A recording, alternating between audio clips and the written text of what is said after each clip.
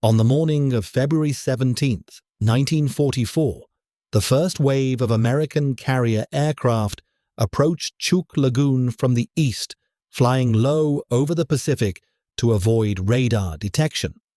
Their target was Japan's most heavily fortified naval base in the Central Pacific, a fortress that Japanese propaganda had declared impregnable, a lagoon protected by coral reefs and defended by hundreds of aircraft and dozens of anti-aircraft batteries. Chuuk, known to the Allies as Truk, was Japan's Gibraltar, the anchorage where the combined fleet had staged between operations, the repair facility where damaged warships returned for maintenance, the supply depot that sustained Japanese forces across thousands of miles of ocean. Intelligence estimates suggested that 40 to 60 ships were anchored in the lagoon at any given time, making it the single most valuable target in the Pacific theater after the Japanese home islands themselves. The American task force approaching that morning carried 9 carriers with over 500 aircraft, more striking power than had been assembled for any previous operation in the Pacific. Their orders were simple and absolute: destroy everything in Chuuk Lagoon. Over the next 3 days, they would execute the most devastating naval air attack of the war, sinking over 60 ships, destroying hundreds of aircraft, and transforming Japan's impregnable fortress into the largest underwater graveyard in the Pacific. The strategic importance of Chuuk Lagoon was rooted in geography and the realities of Pacific warfare. The lagoon was located roughly midway between Japan and the equator, positioned to dominate shipping lanes between the home islands and the resource-rich territories of Southeast Asia and the Southwest Pacific. Its natural harbor was enormous, over 40 miles across, protected by a barrier reef that restricted entry to a few narrow channels, easily defended by shore batteries and minefields. Inside this protected anchorage, dozens of ships could shelter from storms and submarines while undergoing repairs or resupply operations. The surrounding islands provided space for airfields, storage depots, barracks, and the infrastructure needed to support major fleet operations. Japanese engineers had spent 2 decades fortifying these advantages, building Chuuk into a base that rivaled Pearl Harbor in capability and far exceeded it in natural defensive strength. The American decision to attack Chuuk reflected changing strategic priorities and growing confidence in carrier aviation capabilities. Earlier in the war, bypassing Chuuk had been considered essential. Attempting to neutralize such a heavily defended position would cost carriers and aircraft that America could not afford to lose. But by early 1944, the balance had shifted. American carrier production was reaching flood levels, with new Essex-class carriers entering service monthly. Pilot training programs were producing aviators faster than they could be deployed. Most critically, American carrier aircraft had evolved to the point where they could overwhelm defenses that would have been prohibitive a year earlier. The F-6F Hellcat fighter dominated Japanese Zeros in combat. The TBF Avenger torpedo bomber could deliver weapons with accuracy that earlier models could not match. The SB-2C Helldiver dive bomber, despite its troubled development, provided strike capabilities that made heavily defended targets vulnerable. Admiral Raymond Spruance, commanding the 5th Fleet, selected Vice Admiral Mark Mitcher to lead the carrier task force designated for the Chuuk operation. Mitcher was 57 years old, a career naval aviator who had commanded the USS Hornet during the Doolittle raid, and who understood carrier operations with an intimacy that few surface warfare officers possessed. His task force consisted of 9 carriers, 5 fleet carriers, and 4 light carriers, screened by battleships, cruisers, and destroyers. The combined air wings embarked on these carriers totaled over 500 aircraft, the largest concentration of naval aviation ever assembled for a single operation. The force was designated Task Force 58, and it represented American naval power at a scale that Japan could no longer match or counter. The approach to Chuuk required sailing across over 1,000 miles of ocean from the Marshall Islands, maintaining radio silence, avoiding Japanese reconnaissance aircraft, and positioning for dawn launch on February 17th. The weather cooperated, providing cloud cover that concealed the task force from aerial observation.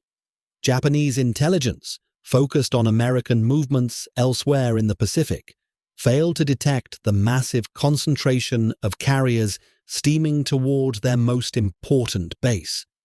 The defenders at Chuuk were aware that an attack was possible. American submarines had been sighted approaching the lagoon, suggesting reconnaissance for possible operations. But they did not expect an assault of the magnitude that was actually approaching. The first indication that Chuuk's defenders had of the impending catastrophe came at dawn on February 17th, when radar operators detected incoming aircraft at ranges that suggested carrier launch positions alarmingly close to the base. Air raid sirens sounded across the lagoon. Japanese aircraft scrambled to intercept. Anti-aircraft batteries manned their guns and prepared to engage targets that were approaching from multiple directions simultaneously. What followed was not a battle in the traditional sense, but a systematic destruction of defenses that could not adequately respond to the weight of attack being directed against them. The Hellcat fighters swept in first, engaging Japanese aircraft attempting to take off from Chuuk's airfields and hunting down those already airborne. The Americans had numerical superiority of roughly 3-1, and they pressed this advantage ruthlessly.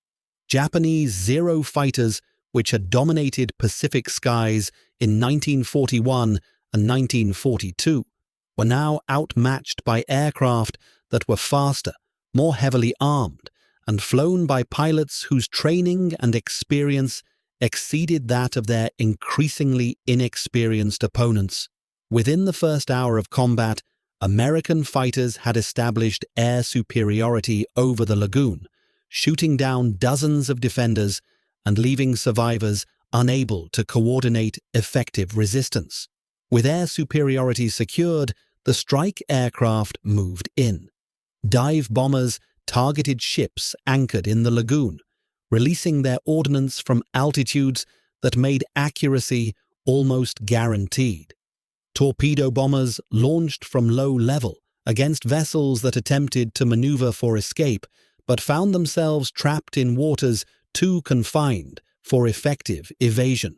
The attacks continued in waves throughout the day, each group of returning aircraft replaced by fresh strikes as carriers cycled their air wings through continuous operations. Individual ships found themselves targeted multiple times by different attack groups, absorbing hits that would have sunk smaller vessels, but that accumulated damage faster than crews could control. The Aikoku Maru, a 10,000-ton passenger cargo ship converted to armed merchant cruiser, was struck by torpedoes in the first wave of attacks. Her ammunition magazines detonated, creating an explosion so massive that the mushroom cloud was visible from 70 miles away, and the shockwave damaged ships anchored a mile distant. The blast killed nearly everyone aboard instantly, disintegrated the forward half of the vessel, and sent the stern section sliding beneath the surface within minutes. Survivors who had been blown into the water by the explosion found themselves struggling in debris fields so dense that swimming was impossible. Rescue efforts were hampered by continued air attacks that prevented other ships from approaching the stricken vessel. The Fujikawa Maru, a 6,000-ton cargo ship carrying aircraft parts and aviation fuel, suffered multiple bomb hits that ignited her cargo and transformed the vessel into a floating inferno. The fires burned with such intensity that steel decks softened and collapsed, dropping burning fuel into lower compartments and spreading the conflagration throughout the ship. Crewmen who abandoned the vessel swam through water covered with burning fuel oil, many suffering fatal burns before reaching safety. The ship continued to burn for hours after sinking, her superstructure remaining above water and serving as a beacon that guided subsequent waves of attackers to new targets nearby. The destruction was not limited to merchant vessels. The light cruiser Naka, damaged in previous operations and undergoing repairs at Chuuk, was caught at anchor and subjected to repeated torpedo and bomb attacks. She absorbed at least a dozen hits before her hull integrity failed and she began to settle. Her crew abandoned ship as the vessel listed heavily to port, her guns still firing at attacking aircraft, even as seawater flooded her engineering spaces. She capsized and sank within sight of the Japanese command post, her loss observed by senior officers who were powerless to prevent it. Submarines found themselves particularly vulnerable during the attack. The I-169, a large fleet submarine that had been conducting operations in the Central Pacific, was in port for resupply when the attack began. Submarines are fragile vessels when surfaced, their thin pressure hulls offering no protection against bombs or torpedoes. I-169 was struck by multiple bombs that penetrated her hull and detonated inside, killing the crew and sending the submarine to the bottom in shallow water, where her conning tower remained visible above the surface. Other submarines attempting to escape the lagoon through the narrow channels were attacked by aircraft patrolling the exits, several being sunk while attempting to dive in water too shallow for safe submersion. The airfields on Chuuk's surrounding islands were systematically destroyed through repeated strafing and bombing runs. Aircraft caught on the ground were set ablaze with incendiary ammunition. Runways were cratered to prevent takeoffs. Hangars and fuel storage facilities were bombed until they collapsed. By the end of the first day, Japanese air capability at Chuuk had been effectively eliminated. The nearly 300 aircraft that had been stationed at the base were either destroyed in the air or burned on the ground. The few survivors that managed to escape to outlying islands lacked the fuel or ordnance to mount counterattacks. The second day of operations saw the focus shift from combat operations to methodical destruction of infrastructure. Supply ships, tankers, and auxiliaries that had survived the first day's attacks were hunted systematically. Repair facilities were bombed. Fuel storage tanks were set ablaze, creating fires that burned for days. Warehouses containing supplies intended to sustain Japanese forces across the Pacific were demolished. The Americans were not merely defeating the defenders, they were eliminating Chuuk's utility as a base, ensuring that even if Japan retained possession of the islands, they would be useless for supporting fleet operations. The toll on shipping was staggering. By the end of 3 days of attacks, 61 ships had been sunk or damaged beyond repair. The total tonnage exceeded 200,000 tons, representing roughly 10% of Japan's remaining merchant fleet destroyed in a single operation. The variety of vessels lost revealed the breadth of Chuuk's role in Japanese logistics. Cargo ships carrying raw materials from Southeast Asia, tankers loaded with petroleum products, repair ships equipped with workshops and spare parts, ammunition ships whose detonations created secondary disasters, training ships carrying new recruits who died without ever seeing combat. The diversity of losses made the disaster even more catastrophic because it disrupted multiple aspects of Japanese naval operations simultaneously. The human cost was proportionate to the material destruction. Thousands of Japanese sailors, merchant mariners, and base personnel died during the three-day attack. Many were killed in the initial explosions when ships were hit. Others drowned when vessels sank faster than crews could abandon them. Still others suffered burns from fuel fires or injuries from bomb fragmentation that killed slowly in the hours and days following the attacks.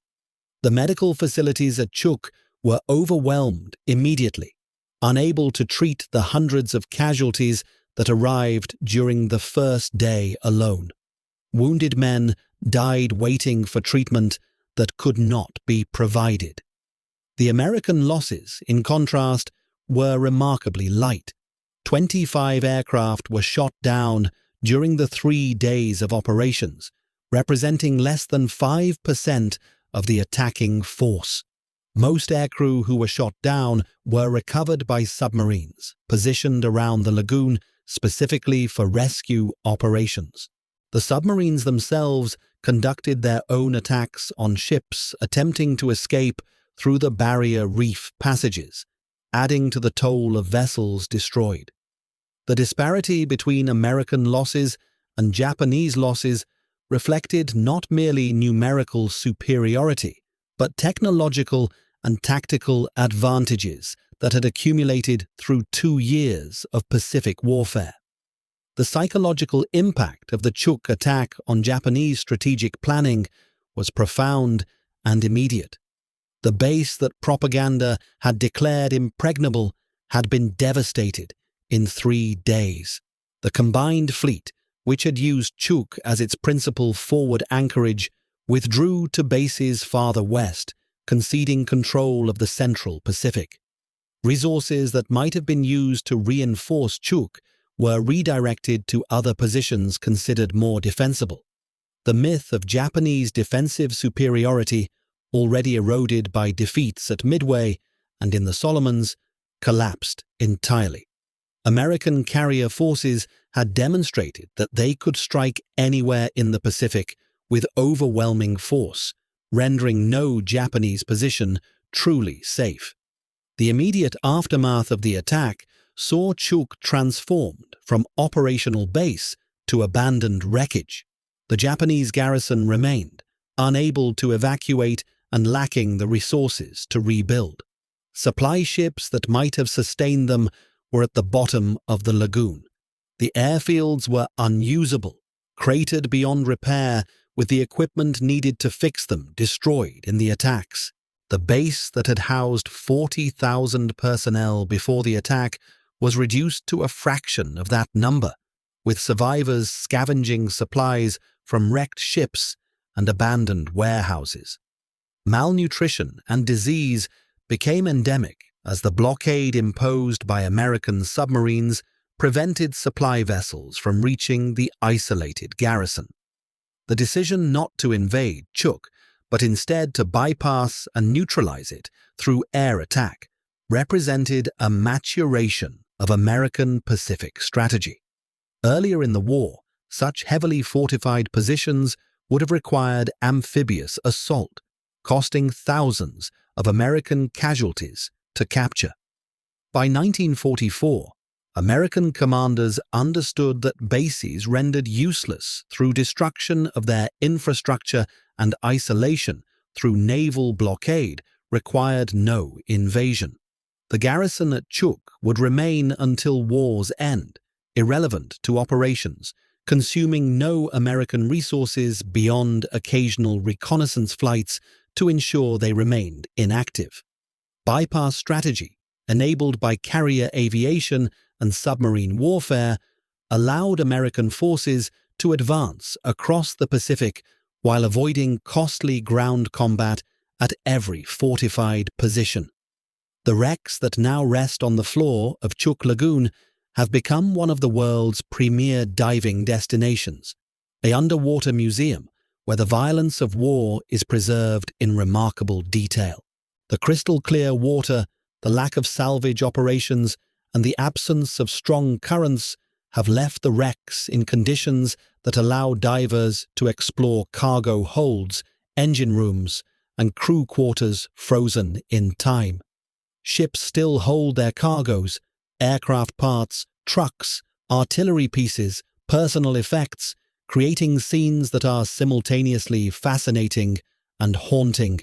The remains of the crews, many of whom died trapped inside sinking ships, are present throughout the wrecks, a reminder that these were not merely vessels, but communities of men whose lives ended in minutes of terror and confusion. The preservation of Chuuk's wrecks is partly accidental and partly deliberate. The lagoon's protected waters and the difficulty of salvage operations in such remote locations meant that extensive wreck removal was never economically viable. The wrecks were designated as war graves by international agreement, protecting them from commercial salvage while allowing recreational diving under controlled conditions.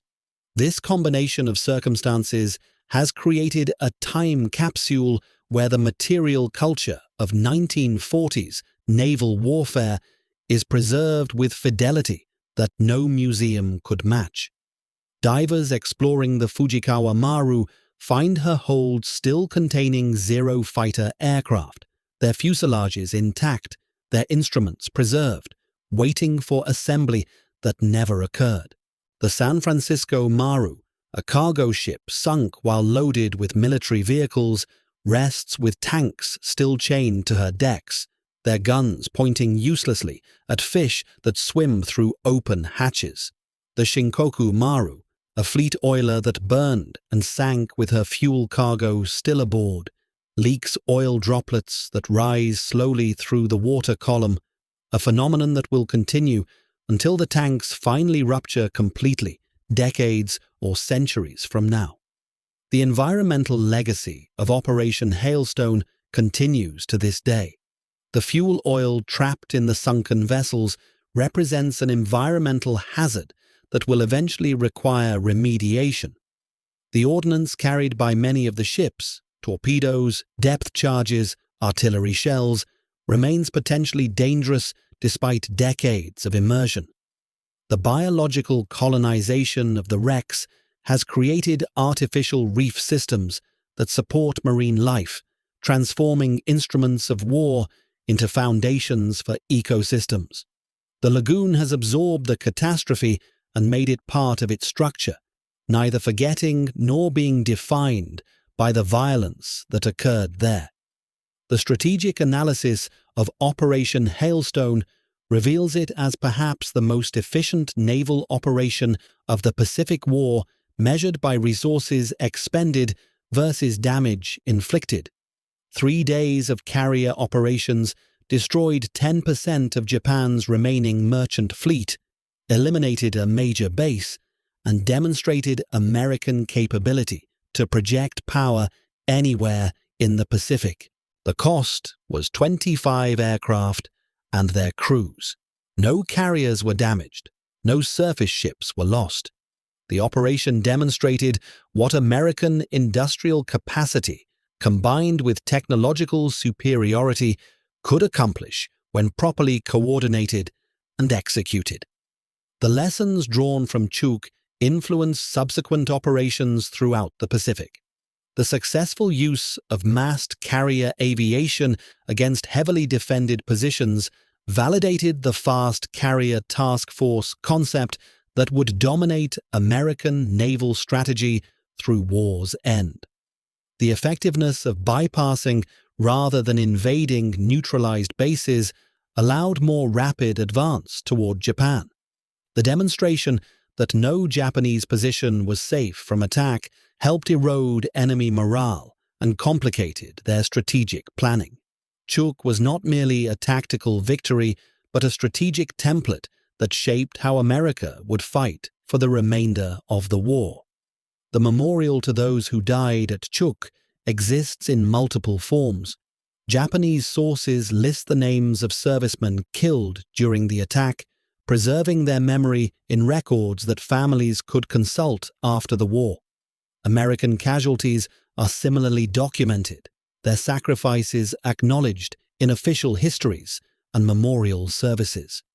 But the most powerful memorial remains the wrecks themselves, resting where they sank, holding the remains of those who died aboard them. These underwater graves are visited by thousands of divers annually, people who swim through the evidence of catastrophe and emerge with renewed understanding of what naval warfare meant to those who experienced it. 60 ships in 3 days, 270 aircraft destroyed, over 2,000 Japanese personnel killed, 500 American aircraft executing over 1,000 sorties. These numbers quantify Operation Hailstone, the attack that transformed Chuuk from impregnable fortress to abandoned wreckage. Behind the statistics were individual ships, each with a crew and cargo and purpose, all lost within hours. Behind the aircraft numbers were pilots and air crews, some who survived and some who didn't, all executing missions with precision that earlier Pacific operations had struggled to achieve. Behind the casualty figures were men who woke on February 17th expecting another day of war work, and who instead experienced catastrophe that gave them no chance of survival. The ghost fleet of Chuuk Lagoon remains where American carrier aircraft sent it in February 1944. The ships rest at depths ranging from 15 feet to 180 feet, some upright, some capsized, all silent except for the sounds of fish and the occasional air bubbles from divers exploring their interiors. The lagoon that was once Japan's Gibraltar is now a memorial, a museum, a graveyard, and a reminder. The impregnable fortress fell in 3 days. The ghost fleet remains forever. And the lesson, if there is one, is that no position is truly impregnable when the attacker possesses overwhelming force and the will to use it without restraint.